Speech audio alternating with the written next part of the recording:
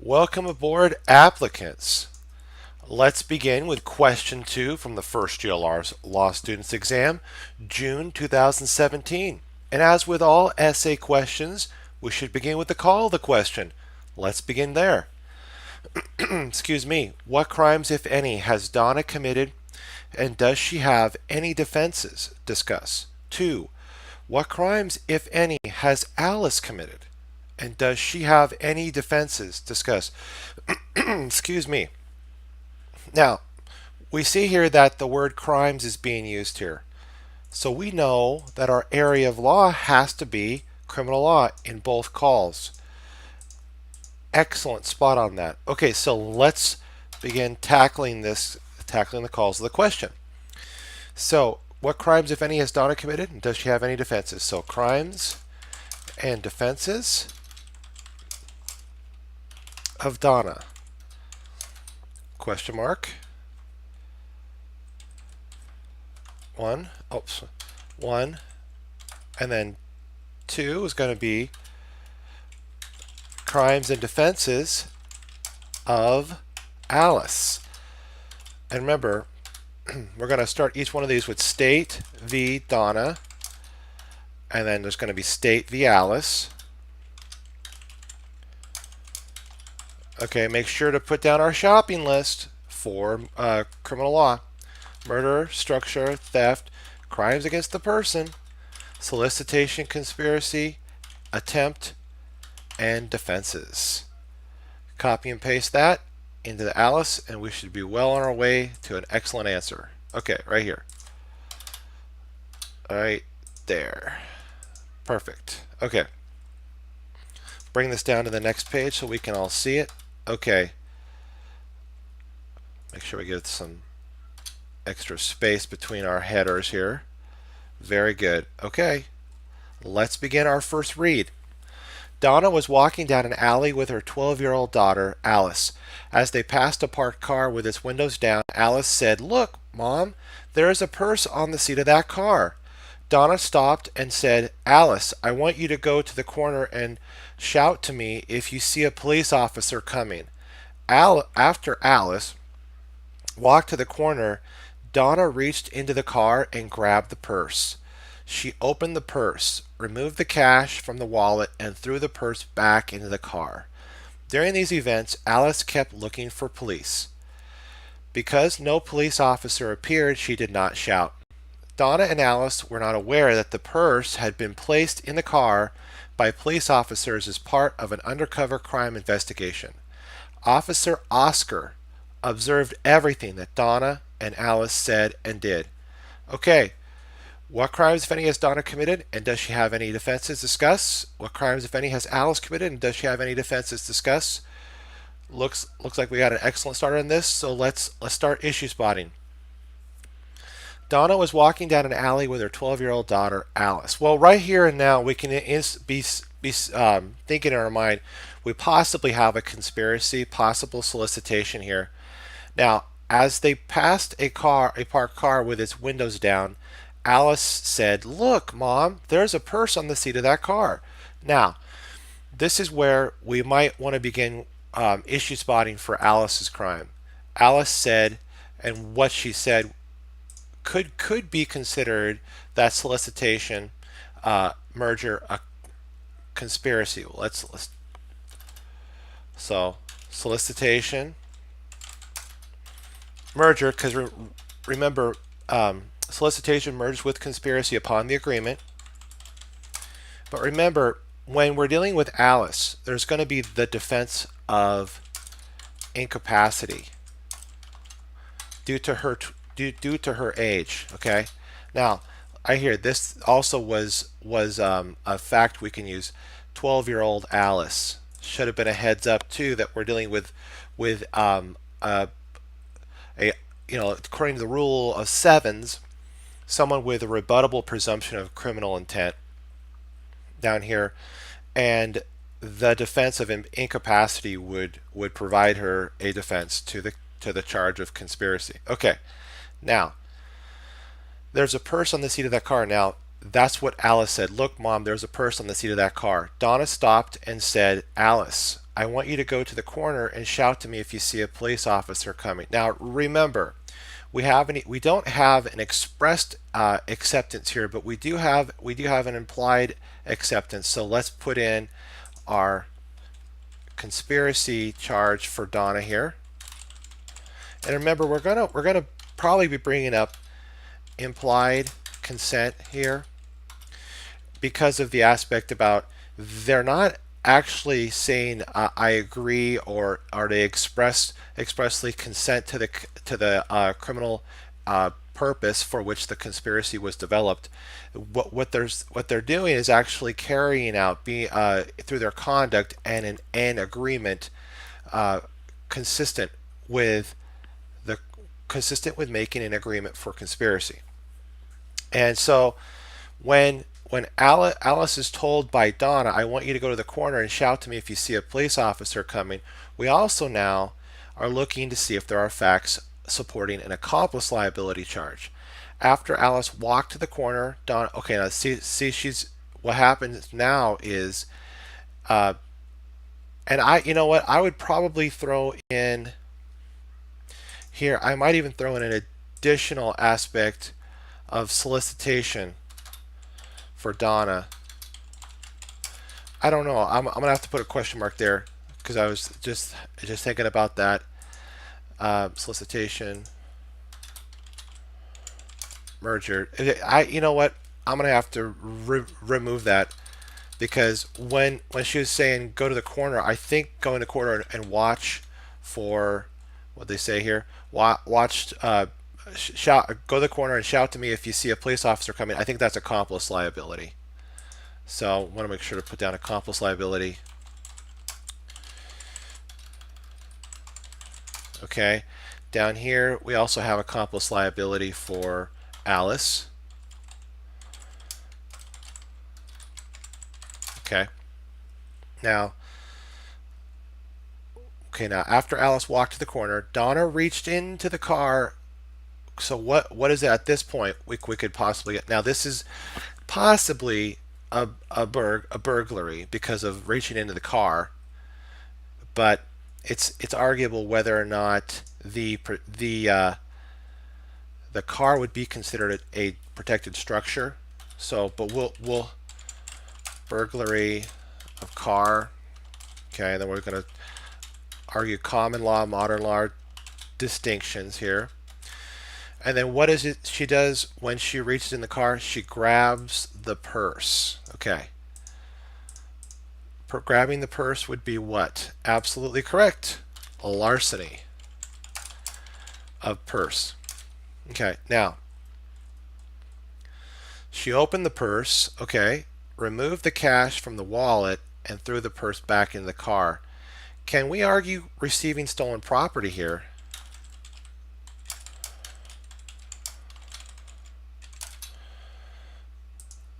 I would argue receiving stolen property, receipt of stolen property concerning what?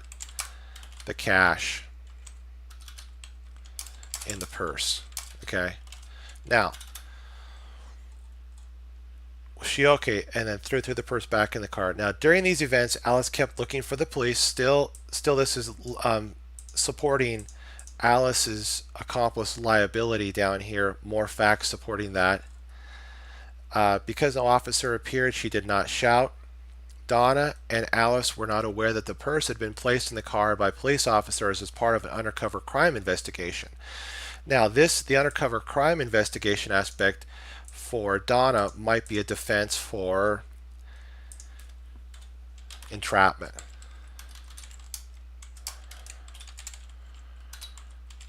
Okay.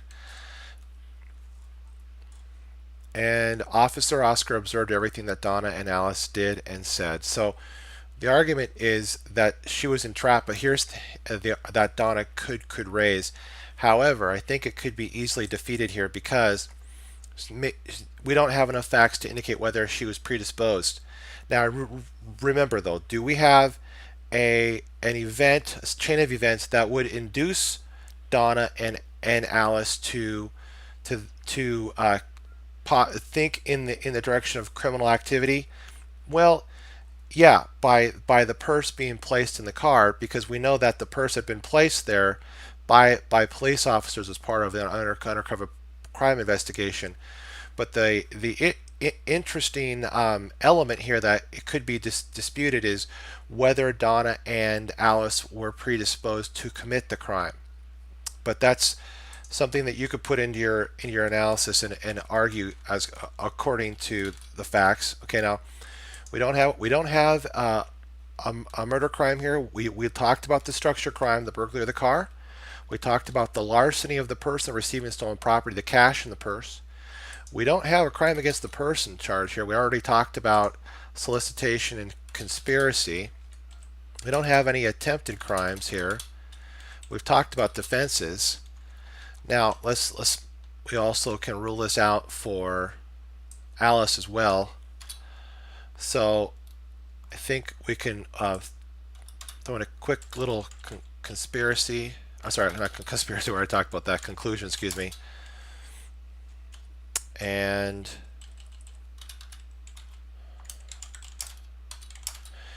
now the remember the defense that Alice has, and I'd probably put this at the tail end here, or actually, probably the more strategic place to put it would be right after the conspiracy, because that would be most relevant to the conspiracy is her claim that she didn't have uh, awareness, I should say, maturity. She was incapable of agreeing to the criminal objective or to the conspiracy. So that could be possible there. Let's bring this up. Let's bring this up here so we can see everything. Okay, so to summarize our list here, we have State v. Donna, we have the conspiracy, the implied consent, which is how we're going to get the acceptance for the conspiracy. We don't want to forget too, I'm glad we're going through this again, Pinkerton's rule, that Donna would be liable for all the actions of Alice, and Alice would be liable in the same vein for all of the actions of Donna that are in reasonable furtherance of the criminal objective. Okay. So, okay, now back up here after Pinkerton's rule, we have the accomplice liability, which is the all of the instructions to have Alice go to the corner and shout when there's a police officer. All of that would be aiding and abetting with the intent that the crime be committed. Evidence of that would support that. And then there's a possible charge of burglary of the car when Donna reached in the car. There's a possible charge, or to say there's probably most certain charge of larceny of the purse when she reached in and grabbed the purse. Possibly receiving stolen property when she grabs the cash in the purse here. Where is that here? Let's see here. Oh, grab the purse. She opened the purse, remove the cash. So I'll highlight here for the receiving stolen property as well. And then there's the defensive entrapment that Donna might bring up, which I don't think is going to be a valid defense for Donna. So she would be chargeable with the conspiracy, the accomplice liability, burglary of the car, larceny of the purse, receiving stolen property, the cash in the purse.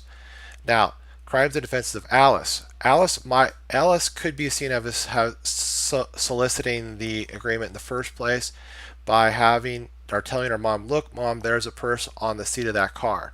That might have been seen as encouraging another to commit a crime. Now, remember though, solicitation merges with conspiracy upon the agreement. Solicitation merges with conspiracy upon the agreement of the conspiracy, but conspiracy does not merge with the target crime. The target crime here was the crime concerning the larceny of the purse. Okay, now Pinkerton's rule that Alice would be liable for all the actions and reasonable furtherance of the criminal objective committed by Donna, and then Alice's defense would be incapacity. Remember, though, we want to also bring up the fact that she was also and the money. Oh, yep, yes, purse and the money, exactly. Exactly. And then we also want to make sure to talk about accomplice liability, her participation as being a lookout and shouting if uh, if she saw a police officer coming. So all of this under for conclusion, which I don't think the defensive incapacity here. Remember it's rebuttable, so it's arguable. And so we're looking here as so we have conspiracy, Pinkerton's rule. So all liability or Alice is liable for all the actions of Donna in furtherance of the criminal objective concerning the purse, the I was going to say the burglary, if there is one found here, the purse and the money. Then she has the defensive incapacity. Remember, accomplice liability. Conclusion. So, yeah, could it be a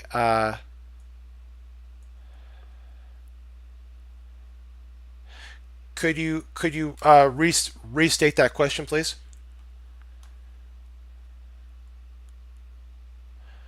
What what do you mean by oh, Berg? Yes, absolutely. That was burglary of the car right here. Absolutely. Very good spot on that. All right. I think this pretty much wraps it up. Unless you see anything more from the facts? I'll read them one more time to you. Donna was walking down an alley with her 12-year-old daughter Alice. As they passed by a parked car with its windows down, Alice said, "Now remember, windows down might be the fact that there wasn't a breaking or entering, but there was at least an entering." Okay, so Alice said, "Look, Mom, there is a purse on the seat of that car." Donna stopped and said, "Alice, I want you to go to the corner and shout to me if you see a police officer coming." After Alice walked to the corner, Donna reached into the car and grabbed the purse. We talked about that. Reaching in the car was the burg. Grabbing the purse would be the larceny. She opened the purse and removed the cash. Considered receiving stolen property, the cash, from the wallet and threw the purse back into the car. During these events, Alice kept looking for police. Because no police officer appeared, she did not shout. More facts to support the aspect about accomplice liability concerning Alice's participation in the crime. Donna and Alice were not aware that the purse had been placed in the car by police officers as part of an undercover crime investigation. This lends itself to that defense of entrapment down here, which can be quite an interesting and sometimes lengthy analysis. And then because we got the two elements, inducement and predisposition, that we have to argue. And then Officer Oscar observed everything that Donna and Alice did and said. Purse could take the money and money be a burg. You gotta have to help me with that one. What do you mean by that? From in the purse. I think we're talking about oh, inside the purse. Yeah, that's where I would argue that you have receiving stolen property of the cash in the purse. Yeah, so I think either person could argue that as just a continuation of the larceny or a separate receiving stolen property aspect.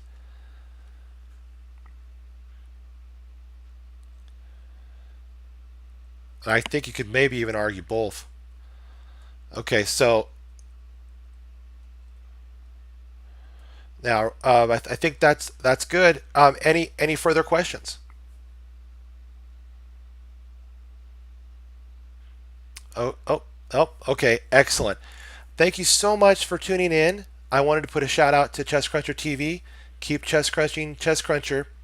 I also wanted to put a shout out to my Amazon Kindle book, Battling the Big Bad Baby Bar, Essay Basics. Thank you for tuning in and be looking forward to more excellent questions that we can issue spot and go through together in our outlining format and strategy. Thank you so much for tuning in, and God bless.